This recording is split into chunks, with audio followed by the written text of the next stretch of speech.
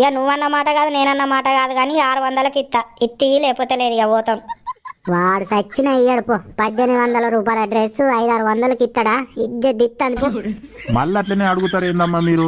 నాకు ఒక అంగి 650-700 రూపాయలు పడుతుంది. నాకు పడంది, నేను ఎట్లా ఇవ్వాలి మీకు డ్రెస్సు? సరే తీసేటు, ఇయ్యకపోతావా అయితే? పారా పోదాంపా.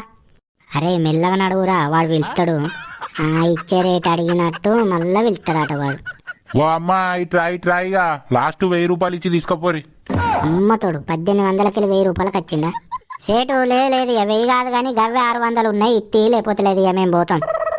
అమ్మా నాకు పడకపోయినా కూడా నేను 1000 రూపాయలకే ఇస్తానా, ఎందుకంటే బోని బేరం మరిపోవద్దని.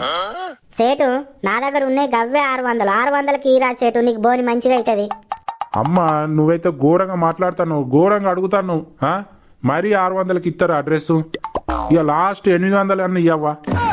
పారా సేటు ఇచ్చేటట్టు లేడు, ఇక మనం పోదాంపా. అమ్మ ప్లీజే తీసుకోయే, 1800 అన్నోడు 800కే ఇస్తాడు, తీసుకోయే. నీకు తెలియదు కానీ పారా బయటికి, మళ్ళా వాడే వెళ్తాడు గాని. ఓ అమ్మా ఇగరా ఏం పోతావు? ఇక తీసుకోపో, ఇంకో 50 ఇచ్చి తీసుకోపో. 650. ఇగో సేటు ఇక తీసుకొని 50 రూపాయలు ఎక్కువనే అయినాయి గాని ఏం చేద్దాం, ఇక వాడు తీసుకో అన్న బట్టి ఇక తీసుకో. ఇంకేం చేస్తాను నర్రా పోదాం. అమ్మో